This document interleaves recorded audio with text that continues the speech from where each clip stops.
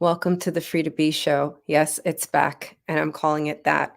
My name is Cordelia Gafar, and today I am going to have another lovely conversation with my favorite guest host, Heather Williams. She is the CEO and founder of uh, Journey to Forever Fit. And I am about to have her come on the show. Um, but we've been having these conversations, I want to say, since August, and this is the third. And they kind of organically come up, our topics. It's usually around things that we've noticed with our clients. And, we find the intersection of what people are dealing with quite interesting. And we you know, we were having a conversation once upon a time where, um, we were kind of helping each other out or just kinda comparing notes, and we thought, like, this would be a good thing to capture live for other people to listen to, and so that's really how the conversation started, and as you know, I had paused the Free to Be show for quite a bit of time this year. And I think my last episode was in February or March. And so I just realized, like, with the pattern between these conversations with Heather and the conversations you've seen me have also here on LinkedIn and YouTube, um, about everything your emotions, joy, and intimacy, or your intimacy, joy, and emotions. So I'm kind of gravitating back into um, having the Free to Be show. So here I am on the Black Business Network syndicating the Free to Be show again. I guess, even though for me, this feels like the fifth conversation in this season, it is officially the first. So we are waiting. While we're waiting for my guest, I'm wondering who here is struggling with burnout, who is struggling with anxiety, and how are you dealing with that? What are there some things that you've found that help you? Have you changed the way you eat, the way you sleep? These are some of the things, as you may know, that I talk about, right?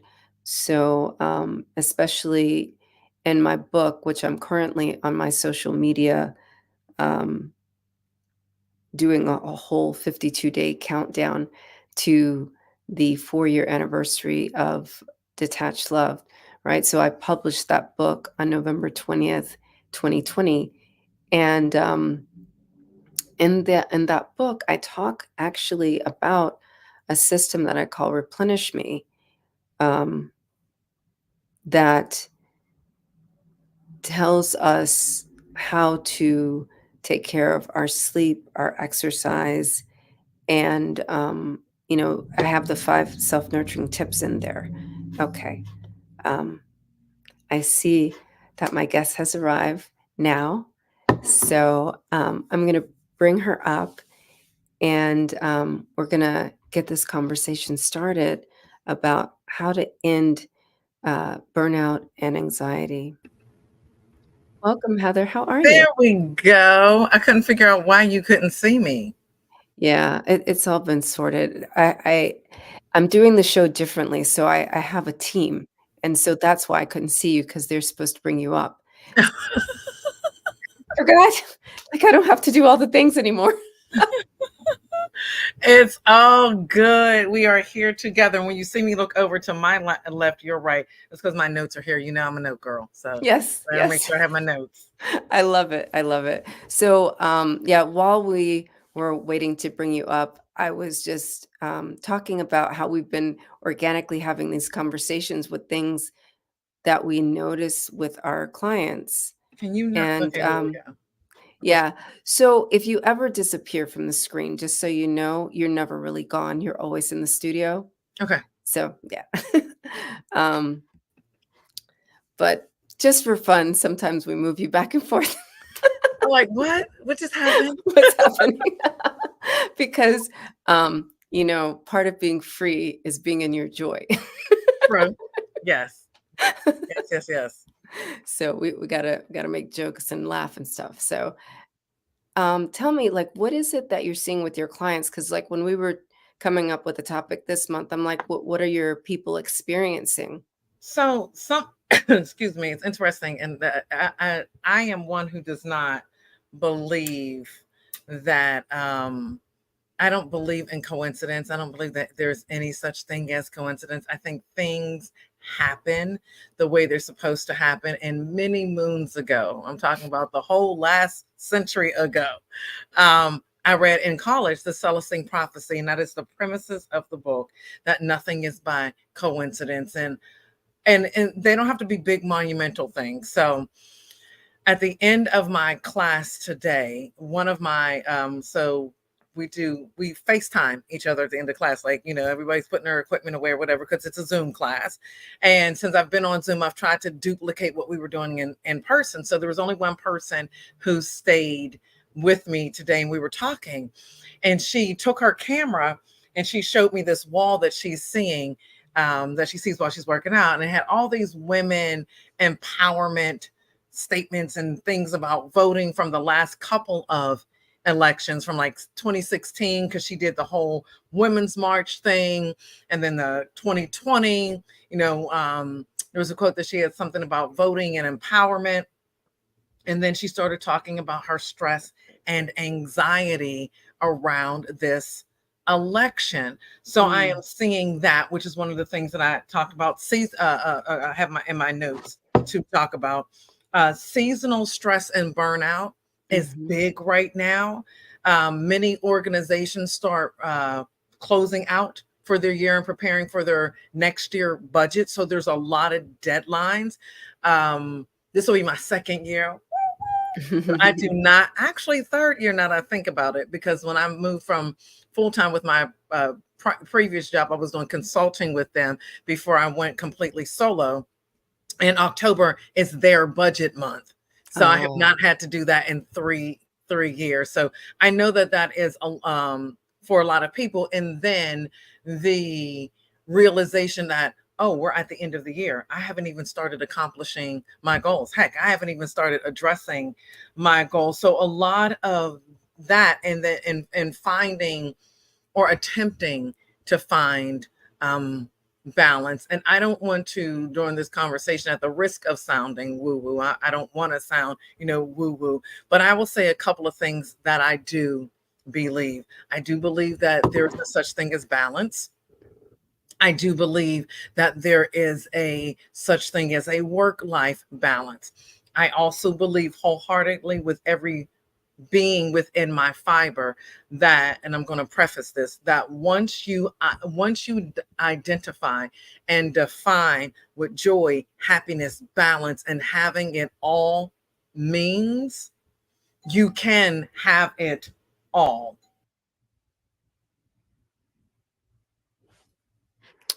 Just as she was coming to a great point.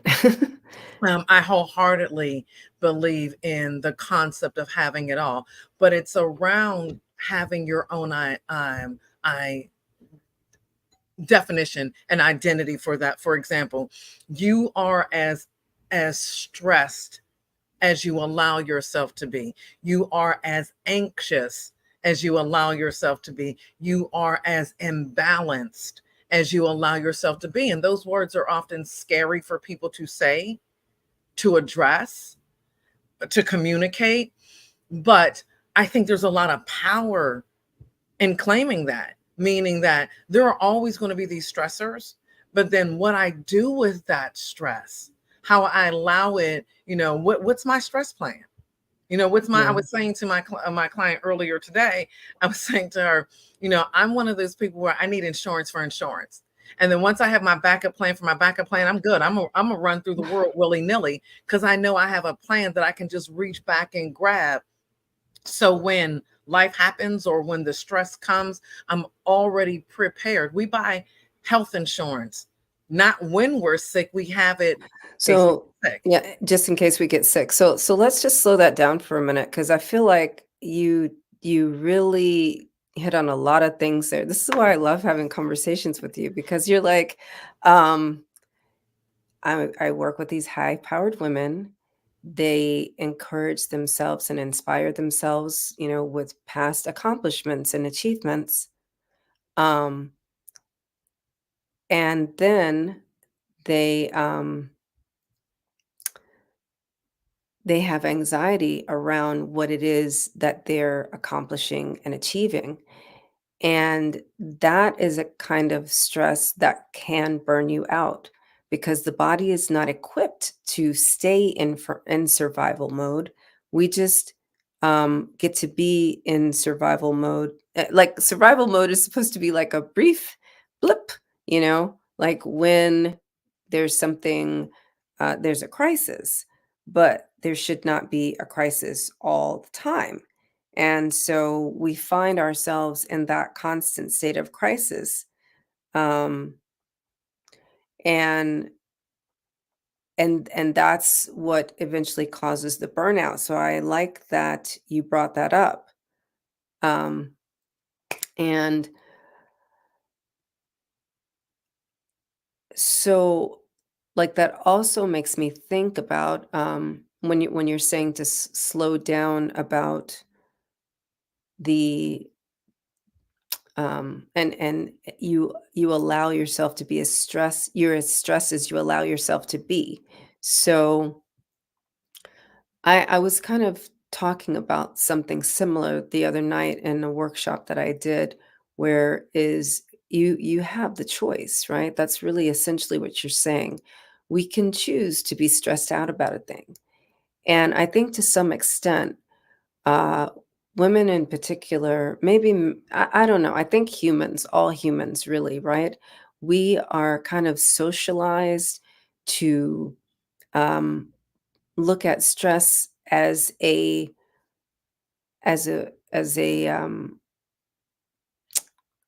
way to to prove that we are doing something amazing, like it's a status symbol. And if maybe we stopped edifying being stressed out, then people would not do that so much, right? So I like that you brought to the attention how these high-powered women are encouraging themselves with their past um, accomplishments and achievements, and then it causes more stress, right? Right. And but they have a choice, right? They can also look at those past achievements and be like, "Yes, I am my own competition, and look what I've achieved." And that can be truly empowering, not a Very source much of so. stress, Yeah. right? I, and not, stress is a weird thing because not, I want to choose my words carefully. Not all stress is bad stress. Yes. Okay. Um, there are physiological responses to stress. There are emotional stressors. There are physical stressors. So, for example, weightlifting, that is a physical stress. Now, there are things that you need to do so your body is not stressed to the point of breakdown. You need rest, you need recovery, you need food. You need all those things after you do a workout, after you take your muscles, your cardiorespiratory system under a certain amount of stress. That is a good stress. There are some stresses that grow us. you Mhm. know there are some necessary things that we have to go through, and I always challenge my clients when we have this part of the conversation, because I'm like, if you go to a physician, if you have a pastor or a rabbi or an imam, and they step into the pulpit or in front of the group, and they're having they're preaching a sermon or teaching a lesson, and you're looking at this thing, the person standing there like, okay, you look 12, like, what are you going to tell me? You want to know, not that that person can't teach you something, But our innate response is, okay, but seriously, what kind of experience have you had? Again, you look like you're 12. We want to know that they have been through some things. Well, some things are also stress. So stress, Mhm. again, it starts with how you come to the table with it. What is your definition? What is your identity? What's your stress plan? And then that's where you start to figure out where your power is in that moment. And again, no one should live under a level of stress where they feel like they need to be medicated or beaten down. No, nothing against the necessity for medication, but some of that Right. also is within your power. Going back to the insurance analogy, um, just having a plan and being prepared. Yeah. Well, Heather, one thing I was also thinking about is, you said like not all stress is bad stress. For example, right? If we were like only stressed out when we were in actual imminent danger, right? Mhm, mhm. But what we're actually doing when we cause these small crises is keeping our bodies in feeling like it's in imminent danger regularly, and that's what really causes the burnout. Right, the cortisol. Mhm. Mhm. our Yeah. our our fight our natural physiological fight or flight response. But it's like, so we're both parents, we're both moms, Mhm. and we're told by our elders when our children are little that if he or she should fall down, you assess first, you don't respond first, because the child is looking to you literally to see what your response is. So sometimes they fall down, and if you laugh, they laugh. Or sometimes a baby or a toddler is in a room full of laughter. They have no idea what's going on around them, but everybody in the room is laughing, so they're going to laugh. Yes. If every time the child falls down and the child is not in grave Yeah. danger, but you respond to it, you are conditioning and creating that response. So many of our responses to stress and anxiety and how to manage stressful situations come out of that. Right. Yeah, Nurture. nurture. Mhm. Mhm. Yeah. And also, there beyond nurture, right? Then the other layer is the socialization, because there comes a point where it's like, like when I feel like it starts in high school, but maybe earlier these days. Back in our day, it started in high school. It's like, oh, who's the first person who's on honor roll, right? And just trying to always be that top person. And then in college, right? And then at work. So I felt it in middle school because Mm, I went from private school to a public magnet middle school, and in mm, Pittsburgh they do magnet schools very differently. I'm in the DMV, very differently. So in the DMV, you have a lot of the magnet schools, particularly in Maryland, that are schools within a school. In mhm. Pittsburgh, you have schools that are assigned for a particular thing. So I went Yeah. to my middle school was a classical academy. Mhm. Okay, and you had to be tested to get in, and people would sleep outside just to get their kids on the list to be Oh, tested wow. to get into this school. I mean, sixth, seventh, and eighth grade, they had no more than 500 students through all three grades. That's not a big school Right. when you think about the size of schools now. So there is that pressure. I will say this, that now it is preschool. I mean, I have been one of those parents trying to get a child into preschool. And I have had many of my friends, family members, and clients trying to get, their children into a preschool. So or in Maryland, it's all about school cluster. So you want Mhm. to live in a certain cluster.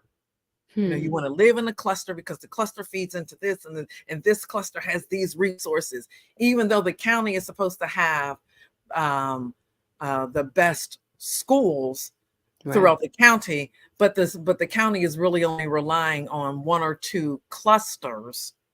And so you may have the cluster being high school J, but high Mhm. school J may have 3 or 4 different elementary schools and middle schools that feed into that. And then that Right. high school is known for a very particular thing. So the parents are stressed because they're trying to buy the house in the right neighborhood.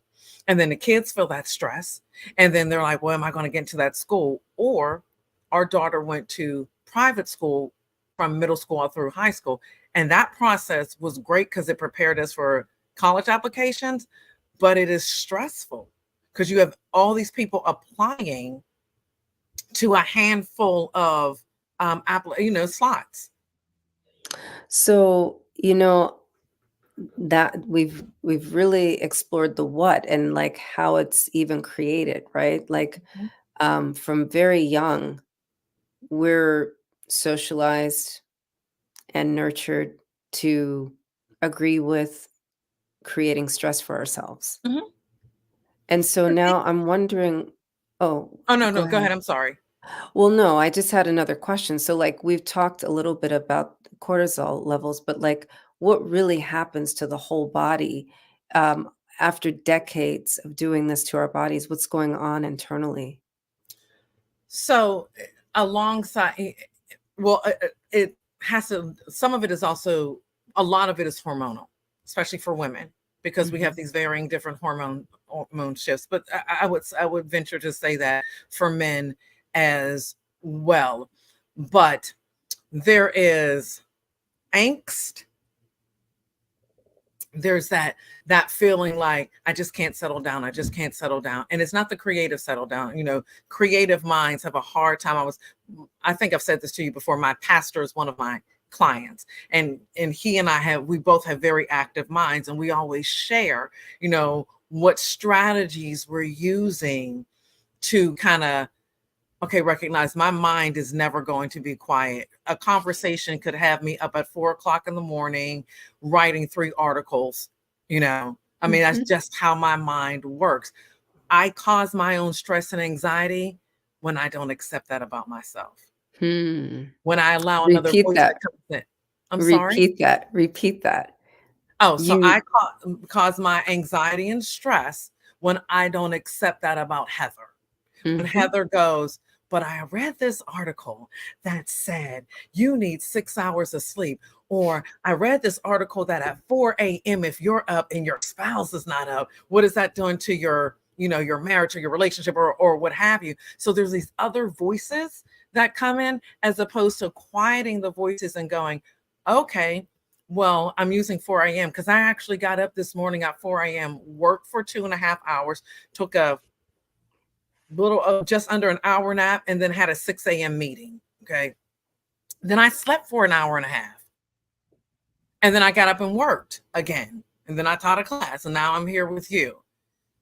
So I'm learning that it doesn't have to be this robotic 9 to 5 existence that we have been socialized and conditioned as that, because that is the typical American work schedule. You work 9 to 5 or maybe 8 to 4 or 7 to 3, but it's in that window.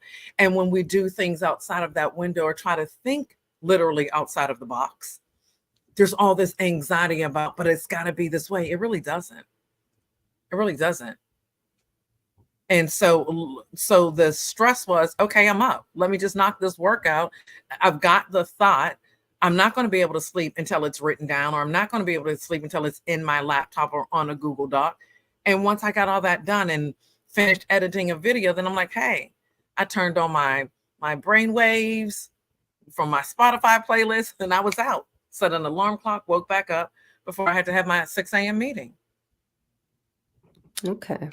So I I'm listening to you and I'm hearing that the acceptance, right? The acceptance of your way of being and your choices um actually can drive the chemical response in the body. So the hormones will not will not send messages to the nervous system Saying that you're you're in being imminent attacked. damage. Right. Exactly. It's like everything's good over here. We're chilling, We're chill. Hmm. Yeah. So then you're not moving towards burnout in this way. Right. And so people, and I know you were saying in the beginning, you don't want to sound woo woo, but like self-love is a real thing. It is a real thing. It is a real thing. And I'll say this time blue in the face. You and I have talked about this, on other platforms. We've talked about it in our personal conversations, that first and foremost, outside of the love of a higher being, I'm going to identify that higher being in this conversation as God, not dictating how you call your higher being. But outside of the higher being, I would even say parent, spouse, child. No one is going to fully love you like you. Yeah. Full stop. Let's just take a real quick break Mhm. as we talk about that, and we'll be right back.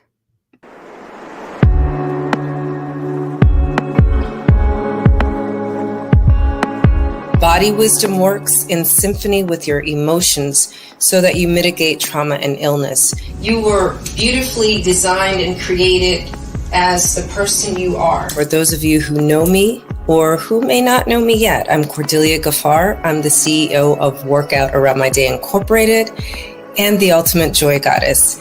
I help women to be multi-orgasmic, which is why we're talking about multi-orgasmic aging. Spirituality involves the recognition of a feeling or sense or belief there is something greater than myself, something more to being human than sensory experience, and that the greater whole of which we are part is cosmic or divine in nature.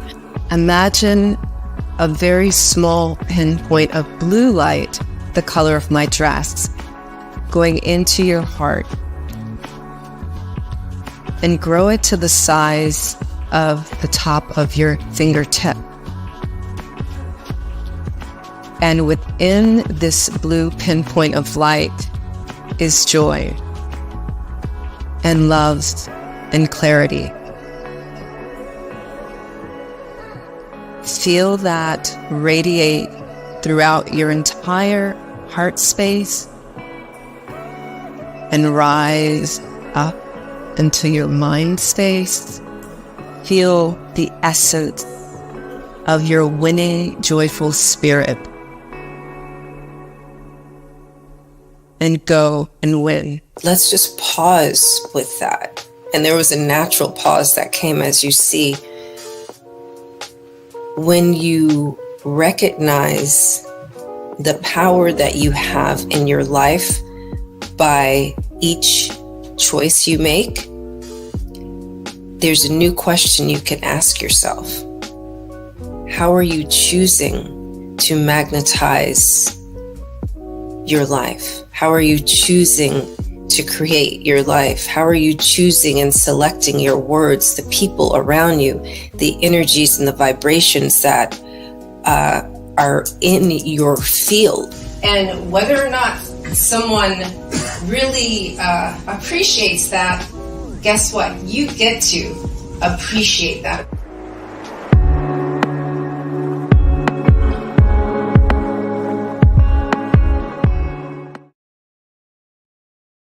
And we're back.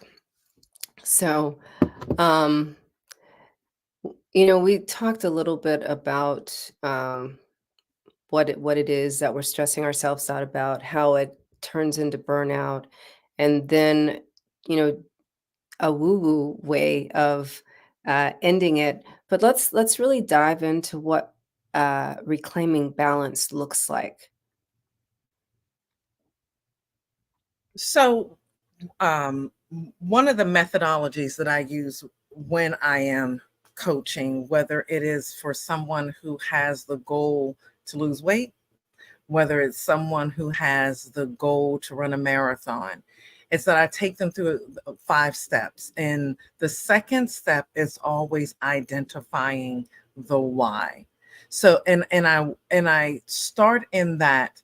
The first step is defining what their journey is going to look like, and the second one is the why. But we start there because oftentimes throughout our relationship and working together, we need to go back to that why, not for the specific goal, but for the obstacle. And Right. oftentimes, one of the obstacles that most people say, I don't have time for myself. I don't have time to work out.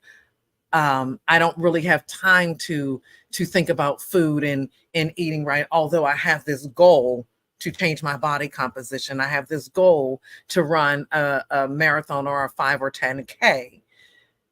The balance comes from when you understand two things: why you are out of balance, and Hmm. then what your life is missing from you not being in balance.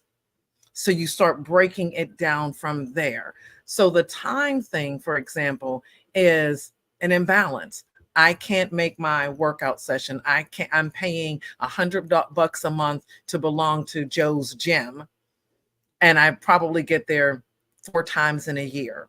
So we start looking at what is not in balance with your life. Now, person on the other side of the conversation has to be, first and foremost, honest with themselves. Second of all, they have to be ready to do the work. Yeah. You have to come to the table ready to do the work. The quick fix is joining the gym. The quick fix is Ozempic. You don't have to really do any work. You can join the gym and say, I'll get there. I'm paying for it. I'll get there when I get there. You can do the Ozempic, but you haven't dealt with what was out of balance in your life to make Right. Ozempic useful for the weight loss. And I'm talking about the people who use it solely for the weight loss. And that, again, that's not too bashy. It's understanding where you are, how you're coming to the table. So then once you have the why am I out of balance, and how that imbalance is affecting my life, now we can dive into, okay, so we're not going to uproot your entire life. We're going to choose one thing that you can do for 30 to 60 days to start organizing your life, to start creating balance in your life. So I love to say, think of all the time throughout the day and the week that you spend that has nothing to do with a commitment to family, with a commitment to work, with a commitment to church or social engagement. All that time, let's add it up. Let's sit here right now and add it up. Take 30 minutes of that time and commit it to you. Now, in that Hmm. 30-minute window, what are we doing? Now we're giving balance, because you've already, the person likely already has that time. It's what they're Hmm. doing with the time. And then when they look up, they're like, I don't have any more time. So let's It's find the time. it's funny that you're mentioning that because it's like my first book that I wrote. I literally gave like a timetable where you can actually record what are you really doing with your time, What are you, right? yeah. Because people are always like, "Oh, I don't have time for myself." But then you'll be like, "Oh, I scroll on social media 30, 45 minutes a day." Could be spending that otherwise on self, you know? I have Yeah. a former client, speaking of that, who did not want to give up her scroll time. I am typically not a person who does a lot of ultimatums, but it would. But you were like Okay, so here's the ultimatum. We're doing one or two things. We are either coming up with a plan, okay, or simply we're not. And what I meant by we're not, that we're not going to have that. You're just going to show up for your sessions when you show up for your sessions. The price is what it is. And we're going to shift you from coaching sessions to straight in. We spend 30 minutes together. I'm taking you through a workout, no more, no less. And Mhm. the look on her face was, well, I mean, that you're saying that I have to give up my scroll time. I said, I'm not saying you have to give up anything. Those were, and I don't talk about deprivation, because I said to her, we need to find where in that time and take 30 minutes from it. Not Right. so. One of the things that she started doing was, I said, okay, do a 15-minute Peloton workout. She had a Peloton bike. Do a Mhm. Peloton workout. And then after that workout, you're going to do another 15 minutes. Change your screen and scroll while you roll. Yeah, there we go. But it's the allowing yourself the ability to shift just a little, Yeah. just to shift just a slight bit. Sometimes I'll even have clients just say no. I'm like, okay, before we even start this session, I need you to say no 5 times. Just say it 5 times straight. Okay, now that we've gotten through all the no's, now let's work towards some yeses. Mhm. Where's your yes? Because sometimes when things are new for us, the first thing is resistance, and resistance is no.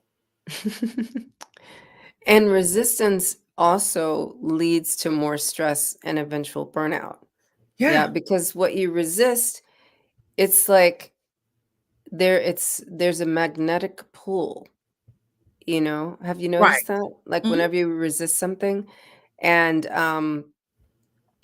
and you just end up being more in the thing because it's like a rubber band, right? When you're just like, "Oh, I'll just let it go." Now you're before you were just gonna go towards it. Now Right, you're but now you're slapped up against it. yeah. Mhm. Uh-huh.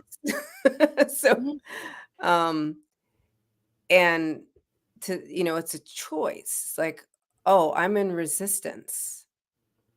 Let me just let just give in. Let's surrender to this," right? And surrender is another way that you can find balance. Yeah, When yeah, you know, my experience with surrender is looked like noticing I was in that rubber band pull and not wanting to have that, slap in my face. And so when I just literally let go and I'm just like, well, we'll see what happens. And and and uh and just flow with whatever it is that does happen, you right. know? Not make a plan, not even look for the lesson in it. Like it doesn't have to be any of that. It's just let's see what happens. And to that point, going back to something I said earlier, I am a planning person. But I also said, once I have my plan for my plan for my plan, I can move through the world willy-nilly. I can actually know that if I have to absolutely use the plan, I can use the plan. But if there's this moment where I need to just, using your language, go with it, I can go with it because I know I have already spent the time in the plan. I don't have to overthink the plan. The plan is there. And the plan's got a plan. And then that plan gave birth to another plan. So all of those safety nets that we sometimes need, um, create them in the beginning and then just trust the process. Yeah. Yeah. And let's not beat ourselves up, right? Right. Right. Yeah. But the beat up, I think, also comes from the awareness and the honesty. So a lot of times when I talk to women, especially in larger groups, I'm always speaking from the perspective of, raise your hand if you have more than 4 weekly non-income related engagements. Hands go up, bodies, stand up. And then we spend about the next 15, 20 minutes into the why. Hmm. Why? Because eventually you're going to tell me that the reason why you are still paying Joe's Gym $100 a month and haven't been to Joe's Gym in 2 years is because you don't have time. So that's fair. You do have the time. You haven't given that time to Joe's Gym. So now, what is it about those 4 or 5 or 6 things that are not income producing? What do they represent for you in your identity? Hmm. Because understanding that will give you back some of your time. Well, I want to feel like I am contributing to my community. Okay, wonderful. That's a beautiful thing. But do you have to do it with Girl Scouts, Cub Scouts, and church? That's, Sometimes. I mean, does it all have to happen that way? And Yeah, then where can you figure it out? Do you really need to be in 5 book clubs? So probably all not. these Yeah. other, yeah, all these other things. And what do the book clubs represent? What when you said yes to the third book club, what did that represent? Because maybe the third and fourth book club, given that the book club is turned into a wine club and a wine club, so maybe you meet them out wine once or twice a month, And then those other times that you would normally commit to reading the book, maybe if you still want to participate in it, don't read the book. Get the audio book and go for a long walk. Audio book and go for a run. Audio book on the treadmill, the elliptical. Audio book after the Zumba class sitting in the sauna. Ooh, I like that one. I like that one too.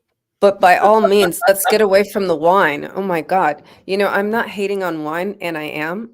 I noticed that it does wine and coffee, I think, are just horrible for women.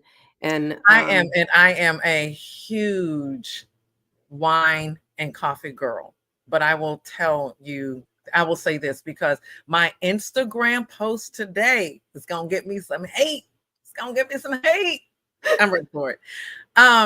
Because I do talk about the cover of the on my feed is your wine causing your hot flashes.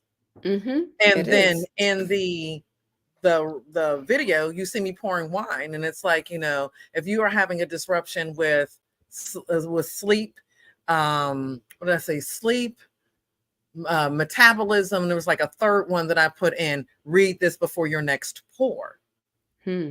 And so again, I don't believe in. It's funny because I am wired for the black and white. I'm a Mm-hmm. Pisces, one direction or the other, but I don't believe in deprivation, and I don't think that the Mm-hmm. two are the same. So I believe in moderation. So since I'm a coffee girl and I say that coffee, it makes me kinder to the world. It does. So I have my cup of coffee and I can nurse a cup of coffee all day. I'm not, yesterday I did have 2 cups of coffee. Because the first one I made was like really weak. But normally I'm 1 cup a day. And that one, I can make that cup of coffee at 6, 7 a.m. And sometimes I'm finishing the cup. And I'm talking about like an 8-ounce cup with 6 ounces in it. And I may finish that cup of coffee by 3, 4 in the afternoon, that 1 cup of coffee. I'm not multiple pouring. I have a lot of natural energy. I don't need to be hopped up on caffeine. For wine, I have found that in moderation for me at this stage in my life, particularly because I'm not running out as Mm-hmm. much as I was. When I was running a lot, when I was running, 10 to 15 miles a week, my metabolic rate, which is still relatively high, was much higher. I was Mm-hmm. churning it out. But the other thing that I realized is that going through perimenopause, I could not drink red wine and go for a run the next day because I Yep. know I could drink a gallon of water. It would never hydrate me enough. That's actually how I got into white wines. And I have just discovered South African wines. So I have now limited my wine to after 5 p.m. on Friday to, I tried halftime on the Sunday night football game. That's still too late because I Okay. couldn't get to sleep right after the game this past Sunday. So I know that probably from 5 p.m. on a Friday and no later than probably, I'm going to say 7, 8 kickoff of Sunday night football on Sunday, and nurse that glass of wine, and probably, and I'm still playing around with the ounces Mm-hmm. of wine. So again, it's in moderation, and I don't drink a lot of coffee over the weekend. And so So that's how I've been able to gradually do it. But I also have I think I've talked to you about this before, but I have my blood work done 3, 4 times a year. mm-hmm. So I know where my hormone panel is. And I always encourage women to know your health history and get the blood work done. Because that's going to tell you how you need to manage your perimenopause, menopause, and postmenopause as it relates to alcohol consumption and caffeine. Yeah. Yeah. Yeah. I like that I kind of brought it into the conversation, but I think it's definitely related to the creation of stress and burnout in the body. Mhm. And also we're giving the remedy for this, we're talking about the balance. So, you know, doing things in moderation is so Mhm. important, especially, I mean, I'm going to say from everything that I understand, like the way I practice and, eating food and everything, my relationship with food is that food is a medicine. It can be a medicine Mhm. if we use it in moderation and we use it seasonally, like when it's in season, and use it for what it's intended. But it's when we're out of balance with our usage of food, you know, in particular, the things we love, like Mhm. we're talking about wine and coffee, right? When you're out of balance with that, it causes stress physically on the body, whether or not you're mentally aware of it, that is occurring in your body, and it And, can cause inflammation and and I'll use myself as an example. I have noticed since I've gone back to wine on the weekends. Now I'm gonna say this, and every time I say I don't have a hot flash, one appears. It's like hot flash, like but just so I you have know. right, right, exactly. But I have noticed since I've been doing this the last several weeks that my hot flashes, particularly at night, have Mm, dissipated. Now, I have had night sweats no matter what I have done. I have had night sweats since I was like 29. As a matter of fact, my daughter would get night sweats when she was 3, 4, 5 years old. You'd hear her rustling with, I mean, I think innately we just have a higher body temperature, metabolic rate. So one of the things that I did with her was early on, I changed her swim lesson and her tennis lesson. mm, So it was earlier after school than later. So what I would have her do is I'd pick her up after school. I worked at a tennis club. She'd come in, have a snack, do her homework, and then have a lesson, either a swim lesson or a tennis lesson. We did the snack on the way back to the club, light snack. And then she'd have her lessons back to back. okay. And then we'd get shower change. I could throw her in her pajamas, go home and eat, and then she can start settling down. And she was, and during that time, waiting for me to wrap up my day, she could do her homework. Mhm. And changing when her post workout metabolic rate was still high, shifted what bedtime looked like. Mhm. Mhm. So Yeah, again, so all those adjustments. right. So what I hear you saying is like you instilled in her the creation of a sleep routine beginning from late afternoon. And this is another thing, And that I she's good. mentioned. I mean, Yeah. at 22, I can brag on it. She's better than her mama. She's a teaching fellow in New York, Mhm. and the first thing, like many of of the fellows, she actually, the school boards the fellows. It does not board the students. And so 3:30, she's up in her room. She has her do not disturb sign on her door because she doesn't share a room with anyone. She's having her tea. She may do a little art. She will take a nap, and Mhm. then she'll get up refreshed and then head to the gym. Yeah. So she Yeah. has her route, and she's 22, and she knows what she needs, and she'll tell her friends, "Yeah, my phone's going to be on do not disturb for about an hour. Yeah. Do not disturb me. Call me Yeah. if the building is burning." Yeah. That's so Mhm. important, and, it's not too late. I Oh no. love that you raised your daughter that way, but, I mean, for, like, our viewers and listeners, that may not be 22 anymore, But it's like 22 at heart. 22 at heart. You can do this. You can change your ways. You can make choices, and Yeah. like I actually dedicate about 4 or 5 pages in my self-nurturing tips part of Detached Love and Mhm. my book on how to create a sleep routine. Yeah. So, it is something that you can do. So I just want to recap, right? We talked about the things that burn us out, what happens in our bodies. And then at the end here, we talked about ways to reclaim balance. And we can do that through self love, right? Mhm. Um, love the way you are, notice the way you are, and don't resist it. We can do that through surrender. We can do that through moderation with our diet and even moderation with the things that we love, right? Mhm. Coffee, chocolate, I alcohol, like, mean, y- to yeah, to to so much of your platform is about a multi-orgasmic life, but that is a physical, physiological, emotional, spiritual, orgasmic life. But let's be clear, we are not running around here all day long having orgasms. There's a moderation to that. And I want to use that so people don't resist moderation. Moderation doesn't have to be a bad thing. I have plenty of clients who are foodies.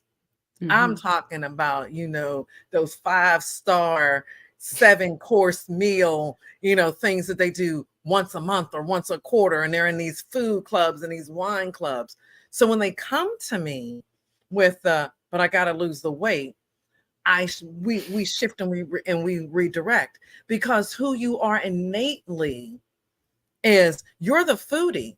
I'm not casting, judgment or shade on you being a foodie. I need you to understand that.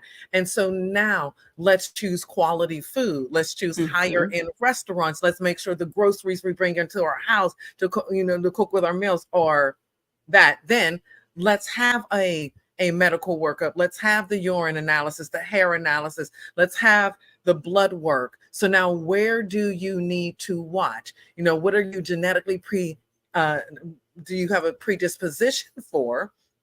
And then within that, we can say, okay, well, we know you need to avoid these foods.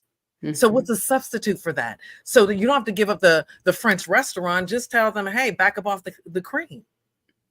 Or And get your gravy on the side. right. Or whatever the case may be, but don't fear, well, I don't want to I don't want to insult the chef.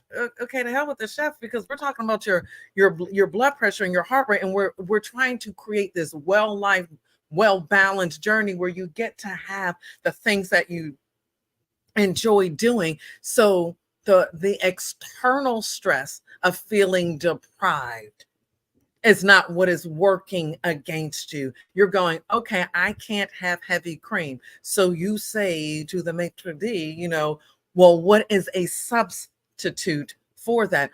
And then when you're in France, you really don't have to worry about it, because their quality of food is better than ours and their portion sizes are smaller. So then you can indulge, and then you can walk in the morning. Or you can walk right after you eat. Right. But I'm saying, so get up when you're on vacation, you get up, you go for your long walk, you sightsee, you do walking tours, you do biking tours. So when you sit down and have that luxurious meal, all the things that you want. So now we're working on our cardiorespiratory, we're getting movement in our lower body, we're strengthening our bodies by walking, because we're going up and down hills. And the pleasure, the orgasm is that, oh my God, I saved up. I've worked my way to where I can take a couple of weeks off and I can enjoy wine, wine in the French wine country. And I can do all these things within moderation, because sometimes the overindulgence comes from I can't have that. Oh, I can't do that.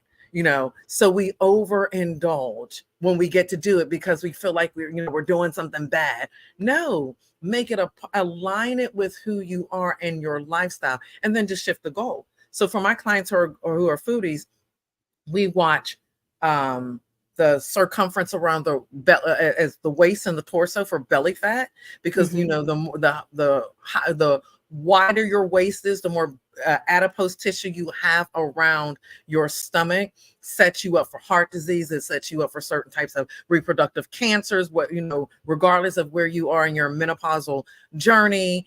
It's exacerbated if you come to the table with a genetic social. I always say there's a social gene, and then there's actually the DNA. So if you come with a family history of high blood pressure, heart disease, and you're carrying extra weight in your midsection, but you can work on that simply by choosing better foods and moving your body. And there's another way you can work on that too. About 2 years ago, I started wearing waistbands. Have you seen them? They're super cute. Um, I'm gonna shout out Yoni Love waistbands. I think that's what it's called. Like And the beads? Yeah, the waist beads. Mhm. I not only have I seen them, again, you have told you this. My daughter is an artist, and that is a part of her aesthetic. She She has makes about them. she makes them, but she also Okay. has purchased them Okay. um, from different like art shows that she's participated Mhm. in. And I want to say right now she probably is wearing about 7 or 8 that never come off. Yeah. Yeah. And those are the ones you want. You want the one not the stretchy ones that will stretch with you. So you want the ones that are fitted for your waist. Hmm. And so, I have never well, I probably have, but, I lost, like, 7 inches. Hmm. Like, it just seems so quick. Because I remember I bought it and I was like, "Oh, this looks so nice." And then I paid attention to it because, like, one day after a meal, like, my skin was actually touching, and it was uncomfortable, Uncomfortable. you know? Hmm. Hmm. And, then I just started experimenting with, "Oh, maybe I don't really have the exercise routine that I thought I had," you know? And so, yeah, it was definitely less than a year, but I lost, like, 7 inches. Oh Boom. wow. Yeah. So, that's another way to keep balance, right? You have those things nobody needs to know, but for the love of your waistline, Right. get Right. some waist beads. Yeah. Yeah. Yeah. I mean, every So, every little hack mhm. counts. Yeah. Yeah. Every little thing we can do. Well, this has been another great conversation. Um, I Always a just wanna pleasure. Yeah, absolutely. So, let us know where we can find you and close us out with a golden nugget. Okay, so I am on Instagram, YouTube, TikTok, and I'm gonna say LinkedIn. I am on LinkedIn, but I'm not really on LinkedIn. Okay. All right. And the name of my handle is also my company name and my philosophy, Journey24Everfit. It's spelled with a 2 and a 4, so Journey, the number 2, the number 4, Everfit, Journey24Everfit. I'm Heather Williams. I am a fitness coach, personal trainer, and a group exercise instructor. I've been doing this work, um, good Lord, since I was 17 and I'm 55. Yeah, Wow. I've been doing fitness for, and I didn't, this was not my, this happened this being my fitness career evolved through college, but it is not what my degree is actually in. But yeah, so I've been doing it for, sliding in to the 40th mark. I'm actually thinking, how am I, when I get to 40 years in, what am I going to do? I haven't gotten that far yet. Um, in terms of a nugget, I am going to say a couple of things. The first thing is going back to the awareness. Know and own who you are. And I want to say unapologetically. That the apologizing, for who we are. And I'm not saying that you have to be narcissistic, and I'm not saying that you have to be disingenuous. I'm just simply saying accept, be aware of who you are, be honest about that, own it, because some of that burnout, some of that anxiety, some of those boundaries that you feel like people abuse come from you not being comfortable with who you are. And then whatever the goal is, I would say prepare yourself for your goal, plan for it, prioritize it, and be persistent. Yeah. Thank you. And thank you for being here on the Free to Be show. I'm Thank you Cordelia for having. Gafar. Yes, I help people. I invite people to choose joy and pleasure in every moment so they actually enjoy their lives. And until next time, be free.